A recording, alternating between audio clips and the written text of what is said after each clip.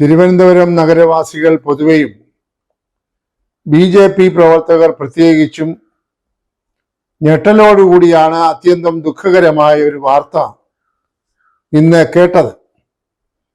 രാവിലെ 8:30 ആയപ്പോൾ പുറത്തു വന്ന വാർത്ത, തിരുവനന്തപുരം കോർപ്പറേഷനിൽ തിരുമല വാർഡിനെ പ്രതിനിധീകരിക്കുന്ന ശ്രീ K. അനിൽകുമാർ എന്ന BJP നേതൃനിരയിൽ പ്രവർത്തിക്കുന്നയാൾ ആത്മഹത്യ ചെയ്തു. എല്ലാവരെയും അക്ഷരാർത്ഥത്തിൽ ഞെട്ടിപ്പിച്ചു എന്ന് പറഞ്ഞാൽ അതിനൊട്ടും അതിശയോക്തിയില്ല. വളരെ സജീവമായി BJPയിൽ മുൻനിരയിൽ നിന്ന് തിരുവനന്തപുരം നഗരത്തിൽ വർഷങ്ങളായി പ്രവർത്തിച്ചുകൊണ്ടിരിക്കുന്ന തിരുമല അനിൽകുമാർ എന്ന പേര് അറിയപ്പെടുന്ന അദ്ദേഹമാണ് ആത്മഹത്യ ചെയ്തത്. അതിന്റെ കാരണം അന്വേഷിച്ചപ്പോൾ മനസ്സിലാക്കുന്നത്, അദ്ദേഹത്തിന്റെ നേതൃത്വത്തിൽ വലിയ ശാലയിൽ ഒരു ടൂർ സൊസൈറ്റി എന്ന പേരിൽ ഒരു സഹകരണ സംഘം പ്രവർത്തിക്കുന്നുണ്ടായിരുന്നു. ആ സഹകരണ സംഘം സാധാരണ സഹകരണ സംഘം പോലെ അംഗങ്ങളെ ചേർക്കുകയും അംഗങ്ങളിൽ നിന്ന് സ്ഥിര നിക്ഷേപം സ്വീകരിക്കുകയും അങ്ങനെ സ്വീകരിക്കുന്ന നിക്ഷേപം വായ്പയായി ആവശ്യക്കാർക്ക് കൊടുക്കുകയും ചെയ്യുന്ന സാധാരണ ഒരു പ്രക്രിയയിൽ ഏർപ്പെട്ടിരുന്ന സംഘമാണ്. വർഷങ്ങളായി പ്രവർത്തിക്കുന്നു. സ്വാഭാവികമായി ഒരു BJP കൗൺസിലർ അതിന് നേതൃത്വം കൊടുത്ത് പ്രവർത്തിക്കുമ്പോൾ അത് പാർട്ടിയുടെ അറിവോടുകൂടിയാണ് എന്ന് കരുതേണ്ടിയിരിക്കുന്നു. തിരുവനന്തപുരത്തെ BJP പ്രവർത്തകരും അതുപോലെ തന്നെ സംസ്ഥാന നേതൃത്വവും തീർച്ചയായും ഈ കൗൺസിലർ ഇങ്ങനെയുള്ള ഒരു സംഘം പ്രവർത്തിപ്പിക്കുന്നുണ്ട് എന്നത് അറിഞ്ഞിട്ടുണ്ട് എന്ന കാര്യത്തിൽ യാതൊരു സംശയവുമില്ല. എന്നാൽ ഇപ്പോൾ ഒടുവിൽ സംഭവിച്ചത്, ഏതാണ്ട് 6 കോടി രൂപ പൊതു സമൂഹത്തിന് വായ്പയായി കൊടുത്തത് തിരിച്ച് കിട്ടിയിട്ടില്ല. അപ്പോൾ സ്ഥിര നിക്ഷേപകർ പണം ആവശ്യപ്പെട്ടുകൊണ്ട് ഈ സംഘത്തെ സമീപിച്ചപ്പോൾ കൊടുത്ത വായ്പകളൊന്നും തിരികെ വന്നിട്ടില്ല എന്ന് പറഞ്ഞ് ആ നിക്ഷേപകരെ മടക്കി അയക്കുകയാണ് ഉണ്ടായത്. സ്വാഭാവികമായി ആ നിക്ഷേപകർ പലവട്ടം ശ്രമിച്ചിട്ടും പണം കിട്ടാതെ വന്നപ്പോൾ സാമ്പത്തികമായി ആ സംഘം ഏതാണ്ട് തകർച്ചയിലാണ് എന്ന് ബോധ്യമായപ്പോൾ കുറഞ്ഞപക്ഷം അവരുടെ പണമെങ്കിലും തിരിച്ചു കിട്ടണമെന്ന ഉദ്ദേശത്തോടു കൂടി അവർ പോലീസ് സ്റ്റേഷനിൽ ഉൾപ്പെടെ പരാതി നൽകി. പരാതി നൽകിയപ്പോൾ സ്വാഭാവികമായി പോലീസ് അന്വേഷണം ആരംഭിച്ചു. അന്വേഷണം ആരംഭിച്ചപ്പോൾ ഉത്തരവാദപ്പെട്ട സംഘം നടത്തിപ്പുകാർ അവരുടെ കാര്യക്ഷമതയില്ലായ്മ കൊണ്ടോ അല്ലെങ്കിൽ മറ്റേതെങ്കിലും തരത്തിലുള്ള ക്രമക്കേടുകൾ കൊണ്ടോ ഈ പണം ദുർവിനിയോഗം ചെയ്തു എന്ന് കണ്ടെത്തി. അങ്ങനെ വന്നപ്പോൾ സ്വാഭാവികമായി ഈ സംഘത്തിന്റെ നടത്തിപ്പിന് സാരഥ്യം വഹിച്ച ഈ കോർപ്പറേഷൻ കൗൺസിലർ അനിൽകുമാർ കടുത്ത മാനസിക സമ്മർദ്ദത്തിലായി എന്നാണ് പുറത്തു വരുന്നതായിട്ടുള്ള വാർത്തകൾ. സ്വാഭാവികമായി തുടക്കത്തിൽ സൂചിപ്പിച്ചതുപോലെ ഇദ്ദേഹത്തിന്റെ പ്രവർത്തനം BJP നേതൃത്വത്തിനും നേതാക്കൾക്കും നന്നായി അറിയാം എന്ന കാര്യത്തിൽ സംശയമില്ല. അങ്ങനെ വരുമ്പോൾ ഇത്തരം പൊതുരംഗത്ത് പ്രവർത്തിക്കുന്ന ഒരു കൗൺസിലർ മാനസികമായ സമ്മർദ്ദത്തിൽ അകപ്പെട്ട് ഈ തരത്തിൽ ഒരു പ്രതിസന്ധി നേരിട്ടപ്പോൾ ധാർമ്മികമായി അദ്ദേഹത്തെ സഹായിക്കാൻ പാർട്ടിക്ക് ഉത്തരവാദിത്തമുണ്ട് എന്ന കാര്യത്തിൽ ഏകാഭിപ്രായക്കാരാണ് എല്ലാവരും. പ്രതിസന്ധി ഉണ്ടായത് എന്തുകൊണ്ടാണ് എന്ന് കുറഞ്ഞപക്ഷം അന്വേഷിക്കുകയും അതിന്റെ കാരണക്കാരായിട്ടുള്ള ആളുകളെ കണ്ടെത്തുകയും യഥാർത്ഥത്തിൽ ഈ അനിൽകുമാർ എന്ന് പറയുന്ന ആൾ ഇതിനകത്ത് നിരപരാധിയാണെങ്കിൽ അദ്ദേഹത്തെ ധാർമ്മികമായും മാനസികമായും പിന്തുണയ്ക്കുകയും ചെയ്യുക എന്ന് പറയുന്നത് ഉത്തരവാദപ്പെട്ട ഒരു പാർട്ടിയുടെ കടമയാണ്, ചുമതലയാണ്.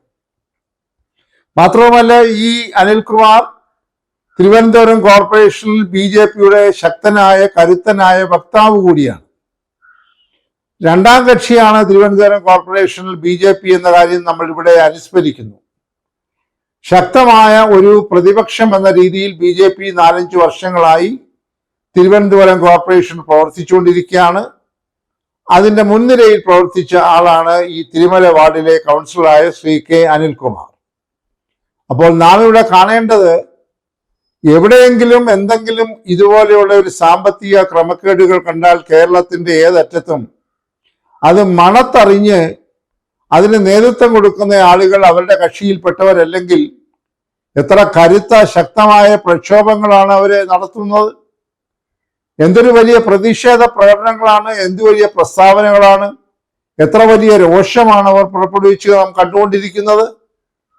അതുകൊണ്ട് ഈ മറ്റ് കക്ഷികളിൽപ്പെട്ട ആളുകൾ നേതൃത്വം കൊടുക്കുന്ന സഹകരണ സംഘങ്ങൾ സാമ്പത്തിക ക്രമക്കേടുകൾ കാട്ടുന്നത് ശരിയാണ് എന്ന് ആർക്കും അഭിപ്രായമില്ല. ഇവിടെ പാർട്ടി ഏതാണെങ്കിലും, UDF ആണെങ്കിലും LDF ആണെങ്കിലും BJP ആണെങ്കിലും പാവപ്പെട്ടവന്റെ പണം ദുർവിനിയോഗം ചെയ്യുന്നത് അപരാധമാണ്, ക്രിമിനൽ കുറ്റമാണ്. അതിനകത്ത് ഉൾപ്പെട്ടിരിക്കുന്ന നേതാക്കന്മാർ എത്ര കരുത്തന്മാരാണെങ്കിൽ പോലും അവരെ നിയമത്തിന്റെ മുൻപിൽ കൊണ്ടുവരണം എന്നുള്ളതാണ് കേവലമായിട്ടുള്ള ആവശ്യം. നമുക്കറിയാം, തൃശ്ശൂർ ജില്ലയിലെ കരുവണ്ണൂർ സഹകരണ ബാങ്കിലൊക്കെ നടന്ന സാമ്പത്തിക ക്രമക്കേടുകൾ, അതിൽ ഉൾപ്പെട്ടിരിക്കുന്ന പ്രതികൾ നിയമസഭാ അംഗങ്ങളായിട്ടുള്ളവർ പോലും പ്രതിപട്ടികയിലുണ്ട്. ഉന്നതന്മാരായ നേതാക്കന്മാർ CPM-ന്റെ പ്രതിപട്ടികയിലുണ്ട്. അതുപോലെ കേരളത്തിലെ പല സ്ഥലങ്ങളിലും ഇതുപോലെ CPM നേതൃത്വം കൊടുക്കുന്ന സഹകരണ ബാങ്കുകളിൽ ഗുരുതരമായിട്ടുള്ള സാമ്പത്തിക ക്രമക്കേടുകൾ നടന്നതായിട്ടുള്ള സംഭവങ്ങളുണ്ട്. അതുപോലെ തന്നെ UDF-ലെ ചില കക്ഷികളും കോൺഗ്രസ് പാർട്ടി ഉൾപ്പെടെ നേതൃത്വം കൊടുക്കുന്ന ചില ബാങ്കുകളിലും സാമ്പത്തിക ക്രമക്കേടുകളുണ്ട്. അന്നൊക്കെ വലിയ ധാർമ്മിക രോഷം പ്രകടിപ്പിച്ച ഈ BJP-ക്ക് ന്യായമായി അവരുടെ ഒരു നേതാവ് നേതൃത്വം കൊടുക്കുന്ന സഹകരണ സംഘത്തിൽ ഇതുപോലെ തിരിമറി ഉണ്ടായപ്പോൾ അതിൽ യഥാർത്ഥത്തിൽ നിഷ്കളങ്കരായിട്ടുള്ള ആളുകളുണ്ടെങ്കിൽ അവരെ സഹായിക്കാൻ പാർട്ടി മുന്നോട്ട് വരേണ്ടതായിരുന്നു. ഇപ്പോൾ പ്രാഥമിക അന്വേഷണത്തിൽ അദ്ദേഹം ഒരു ആത്മഹത്യാ കുറിപ്പ് എഴുതിയിട്ടുണ്ടെന്ന് കേൾക്കുന്നു. അതിന്റെ ഉള്ളടക്കം പൂർണ്ണമായി പുറത്തു വന്നിട്ടില്ല. അദ്ദേഹം പറയുന്നത് ഒരു പൈസ പോലും അതിൽ നിന്ന് അദ്ദേഹം സ്വന്തം ആവശ്യത്തിന് എടുത്തിട്ടില്ല. അദ്ദേഹം പ്രതിസന്ധിയിലായപ്പോൾ പാർട്ടിയെ അദ്ദേഹം ഇത് അറിയിച്ചു. എന്നാൽ പാർട്ടി മുഖം തിരിഞ്ഞ് നിൽക്കുകയും അദ്ദേഹത്തിന് യാതൊരു തരത്തിലുള്ള പിന്തുണയും നൽകുകയും ചെയ്തില്ല എന്ന് അദ്ദേഹത്തിന്റെ ആത്മഹത്യാ കുറിപ്പിൽ സൂചിപ്പിച്ചിട്ടുണ്ട് എന്നാണ് വരുന്ന വാർത്ത. അത് ശരിയാണെങ്കിൽ അക്ഷന്തവ്യമായ ഒരു അപരാധമാണ് BJP കാട്ടിയത് എന്ന് പറയാതിരിക്കാൻ നിവർത്തിയില്ല. കാരണം അന്വേഷിച്ച് അതിന്റെ മൂലകാരണം കണ്ടെത്തി നിഷ്കളങ്കരായ നിർദോഷികളായിട്ടുള്ള ഈ പറയുന്ന അനിൽകുമാർ ഉൾപ്പെടെയുള്ളവർ ആ പട്ടികയിൽപ്പെട്ടവരാണെങ്കിൽ അവരെ പിന്തുണയ്ക്കേണ്ട ബാധ്യതയുണ്ട് പാർട്ടിക്ക്. സ്വാഭാവികമായി അനിൽകുമാർ BJP-യുടെ ഒരു നേതാവാകുമ്പോൾ അദ്ദേഹത്തിന് വ്യക്തിപരമായ ബന്ധമുള്ള, പരിചയമുള്ള, കുടുംബവുമായി ബന്ധമുള്ള ആളുകളൊക്കെ ആയിരിക്കണം അവിടെ നിക്ഷേപകരായി വന്നിട്ടുള്ളതും അതുപോലെ തന്നെ വായ്പ എടുത്തിട്ടുള്ളവരും. അപ്പോൾ അവിടെയൊക്കെയാണ് ഒരു പാർട്ടിക്ക് ഇടപെടാനുള്ള ഇടമുള്ളത്. ആ ഇടം BJP ഉപയോഗിച്ചില്ല എന്ന ഒരാക്ഷേപവും പരാതിയും ഈ അനിൽകുമാറിനുണ്ടായിരുന്നു എന്ന് അദ്ദേഹത്തിന്റെ ആത്മഹത്യാ കുറിപ്പിൽ സൂചിപ്പിക്കുന്നു എന്ന് വരുന്ന വാർത്തകൾ എത്രമാത്രം ശരിയാണ് എന്ന് കണ്ടെത്തേണ്ടി. എന്തായാലും തിരുവനന്തപുരത്തെ ജില്ലാ BJP നേതൃത്വത്തിന് ഇതിൽ നിന്ന് ഒഴിഞ്ഞു മാറാനാവുകയില്ല. ഇപ്പോൾ തിരുവനന്തപുരം ജില്ലയെ തന്നെ 3 വിഭാഗങ്ങളായി തിരിച്ച് ജില്ലയിൽ തന്നെ 3 പ്രസിഡന്റന്മാർ, ജില്ലാ പ്രസിഡന്റന്മാർ BJP-ക്കുണ്ടെന്നാണ് മനസ്സിലാക്കുന്നത്. നേരത്തെ ജില്ലാ റവന്യൂ അടിസ്ഥാനത്തിൽ ഒരു ജില്ലയ്ക്ക് ഒരു പ്രസിഡന്റ് മാത്രമേ ഉണ്ടായിരുന്നുള്ളൂ. എന്നാൽ വലിയ ജില്ലകളെയൊക്കെ 2ഉം 3ഉം ഒക്കെയായി വിഭാഗിച്ച് നേതൃത്വം കൊടുത്തിരിക്കുകയാണ്. അപ്പോൾ തിരുവനന്തപുരത്ത് തന്നെ 3 ജില്ലാ പ്രസിഡന്റുമാരുണ്ട്.